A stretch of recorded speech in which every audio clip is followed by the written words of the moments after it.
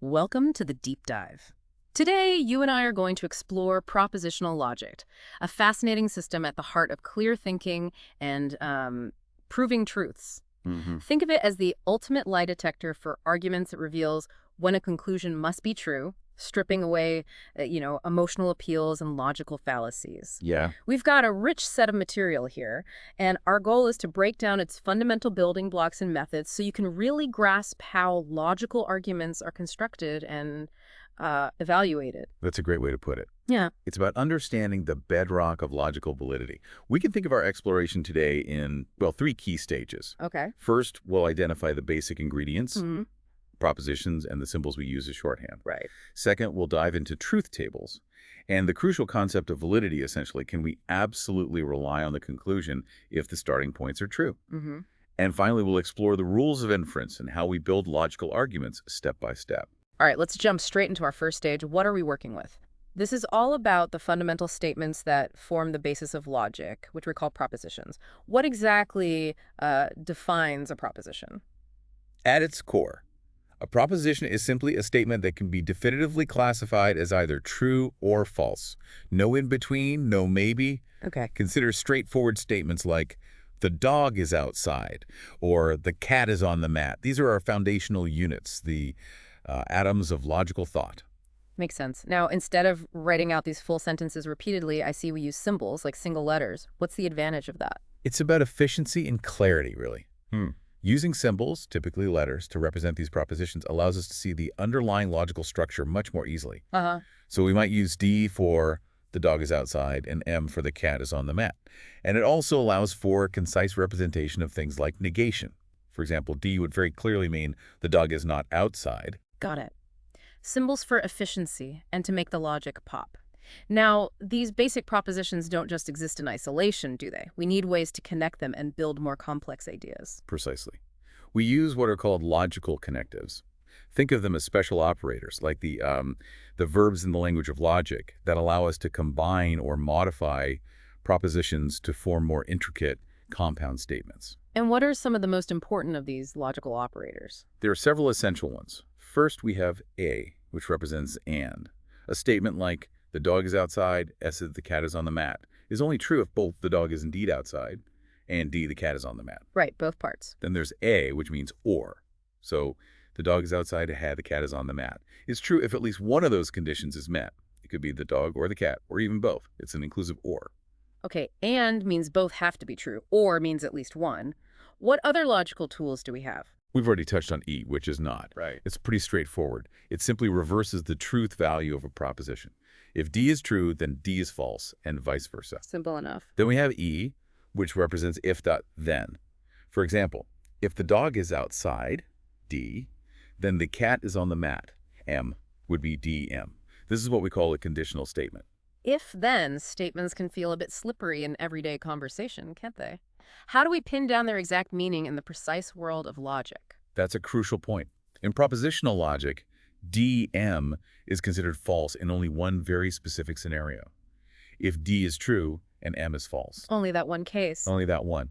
Think about it. If the dog is outside, but the cat is not on the mat, then the initial if-then promise has been broken, right? Right. In all other cases, if the dog is not outside at all, regardless of where the cat is, or if both the dog is outside and the cat is on the mat, the implication holds true. Finally, we have E, which means if and only if. A statement like, the dog is outside E, the cat is on the mat, is true only when both propositions have the exact same truth value. Either both are true or both are false. They rise and fall together, truth-wise.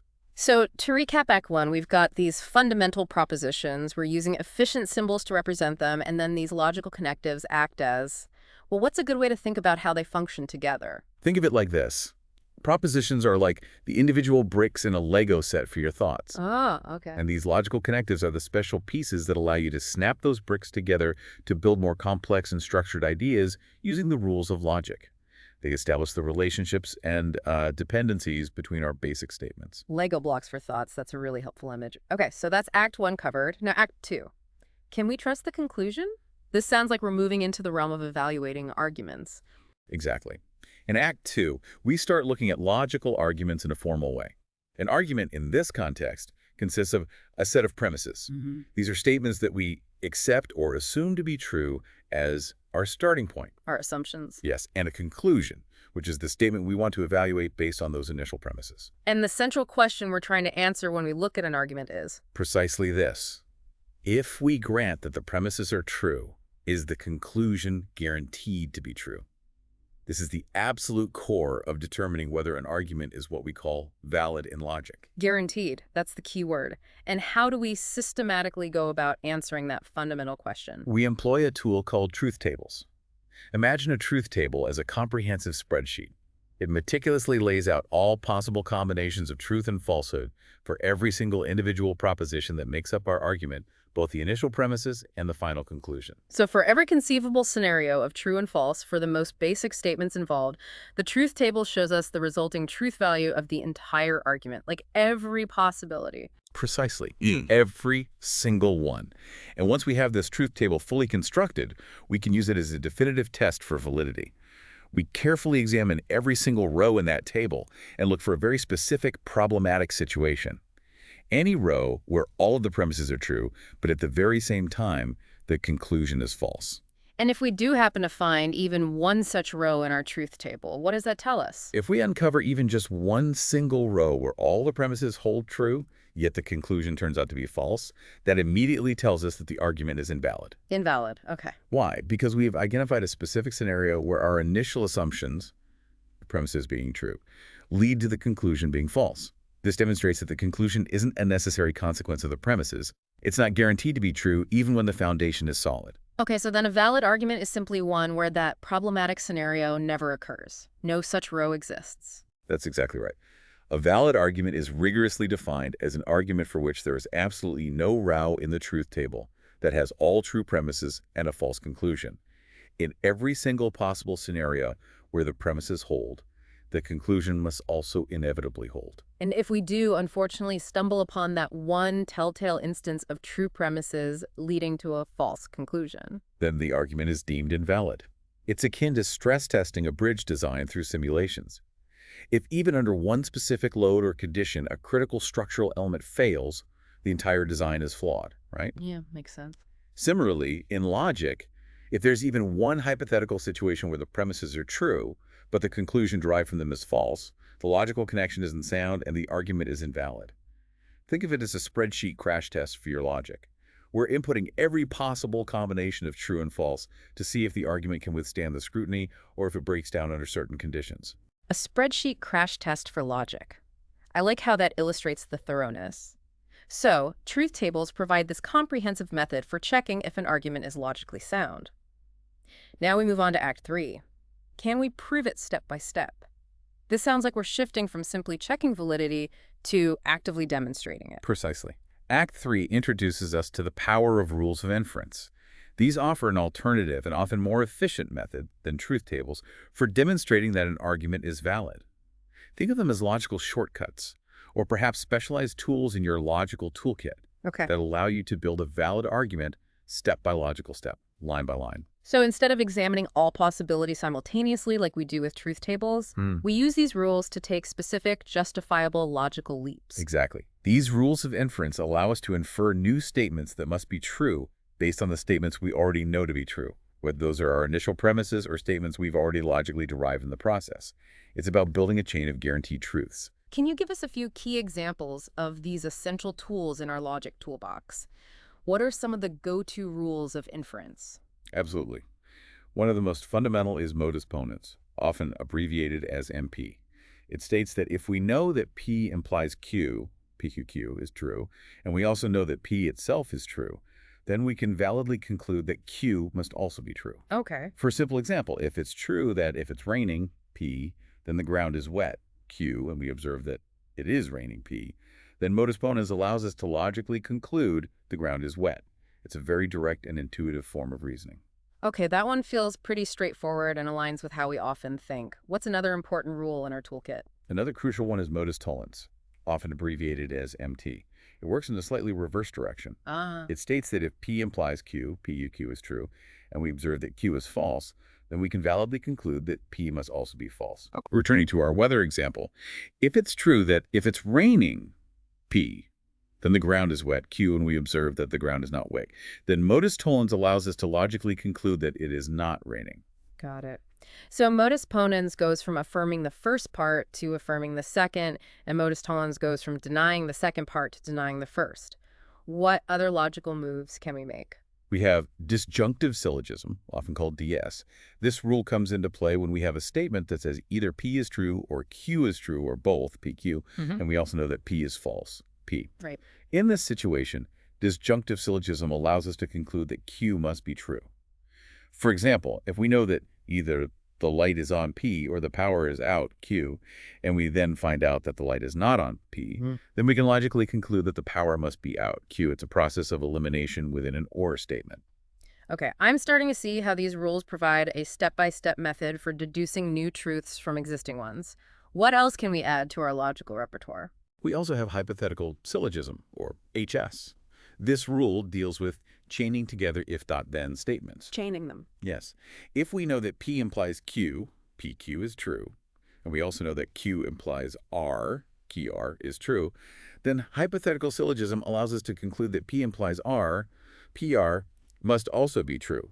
For instance, if it's true that if you study diligently, P, then you'll achieve good grades, and it's also true that if you achieve good grades, Q, then you'll have more college options, then we can logically conclude that if you study diligently, P, then you'll have more college options, R. It's like a logical domino effect. That's a clear example of linking implications. Yeah. What about simpler kinds of deductions? Can we break down or combine statements in certain ways? Absolutely. We have rules for that as well. Simplification states that if we have a conjunctive statement asserting P is true and Q is true, P a Q, then we can validly infer that P is true on its own, and by the same logic that Q is true on its own. Conjunction operates in the reverse. If we have independently established that P is true and that Q is true, then we can combine these to infer that P and Q are true. Makes sense. Addition is another rule, which states that if we know P is true, then we can infer P or Q is true, PQ, no matter what Q is. That last one, addition, can sometimes feel a little counterintuitive in everyday language. If I know for a fact that the sky is blue, how does that logically imply the sky is blue or pigs can fly? It feels like adding something nonsensical. That's a very astute observation, and it's a common point of confusion. You're right. In logical terms, the OR is inclusive. This means that as long as at least one part of the OR statement is true, the entire statement is considered true. Ah, okay. The inclusive OR. Exactly. So if P, the sky is blue, is indeed true, then P or Q, the sky is blue or pigs can fly, is also technically true because the first part, P holds, regardless of whether Q, pigs can fly, is true or utterly false. It's less about establishing a meaningful connection in the real world at this stage, and more about adhering to the formal, truth-functional definition of or within the system of propositional logic. Okay, that clarification about the inclusive nature of or makes the logical sense of addition much clearer, even if it doesn't always align with our everyday conversational expectations. Are there any other really important rules of inference we should know about? Yes, there's constructive dilemma, which is a bit more involved. Oh. It states that if we have two conditional statements, PQ and RS, both known to be true, and we also know that either P is true or R is true, PR, then we can logically conclude that either Q is true or S is true, QS. That's quite a mouthful. Could you perhaps break that down with a practical example to make it more tangible? Certainly. Let's try this. Imagine we have two if-then scenarios. If you study diligently for the exam, P, then you will pass the exam, Q and AD. If you complete all the assigned homework, then you'll have a better understanding of the material S. Okay, got those two. Now, if you know that you will either study diligently for the exam, OR, complete all the assigned homework. Apply other. Right. Then constructive dilemma allows us to conclude that you will either pass the exam or have a better understanding of the material, Q and DS. It presents a choice between two conditions, each leading to a specific outcome, and concludes that at least one of those outcomes will occur if at least one of the initial conditions is met. Okay, I see how that one works by presenting a fork in the road of possibilities where each path leads to a certain result. Now, you also mentioned replacement rules earlier, and you said they were slightly different from inference rules. What exactly is their role in all of this? That's right. Replacement rules, also known as logical equivalences, are like established identities in mathematics, you could say. They are rules that allow us to substitute one logical expression for another one, that has the exact same truth value under all possible circumstances. Same truth value. Okay. They don't directly allow us to infer a brand new statement from existing ones in the same way that inference rules do. Instead, they provide us with the ability to transform existing statements within a logical proof into different but logically identical forms. Oh, okay. This can be incredibly useful for manipulating complex expressions, simplifying them, or putting them into a form where we can then apply a rule of inference. So they're like logical synonyms that we can swap in and out without changing the meaning or truth of the statement. Can you give us some key examples of these swappable expressions? Absolutely. A fundamental set of these comes from De Morgan's laws, which give us two key equivalences. Not P and Q, P equals Q is logically equivalent to not P or not Q. And conversely, not P or Q in Q is equivalent to not P and not Q. These rules show us how to distribute a negation across conjunctions and disjunctions or. So it provides a way to move negations around when we have and or in a statement, sort of pushing it inside the parentheses. Precisely. That's a good way to think about it.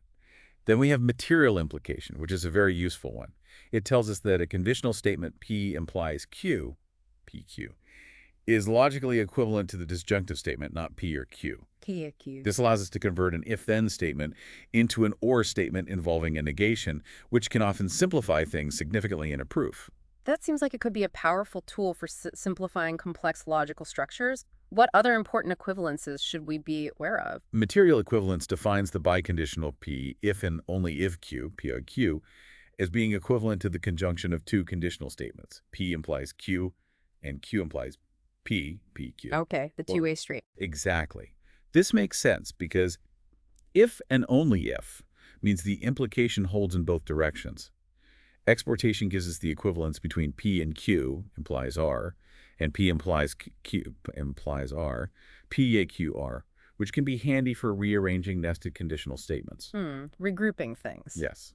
And finally, we have double negation, which is quite intuitive. A statement P is logically equivalent to not P. Two negatives cancel each other out. Pretty straightforward. These replacement rules sound like they provide a great deal of flexibility when we're working with logical statements and trying to build proofs. They do indeed.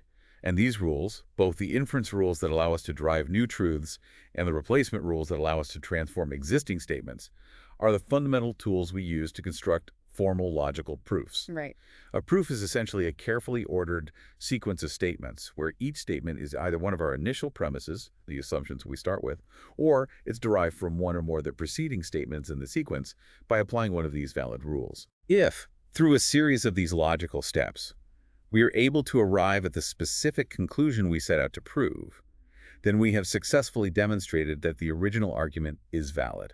It's like solving a complex puzzle or following a detailed blueprint to build a house, as you mentioned earlier.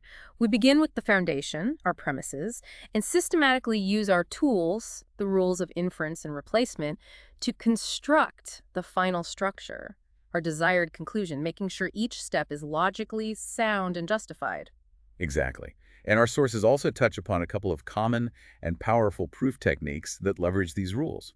Conditional proof, where we temporarily assume the antecedent, the if part of a conditional statement. Okay, assume it's true for a moment. Yes, to see if we can logically derive the consequent, the then part, and indirect proof, also known as proof by contradiction. Ah, I have heard of that one. Right, that's where we assume the negation of what we want to prove and then try to derive a logical contradiction like P and not P. And if you find a contradiction? If we succeed in deriving a contradiction, it shows that our initial assumption, the negation of what we wanted to prove, must be false, thus proving the original statement to be true.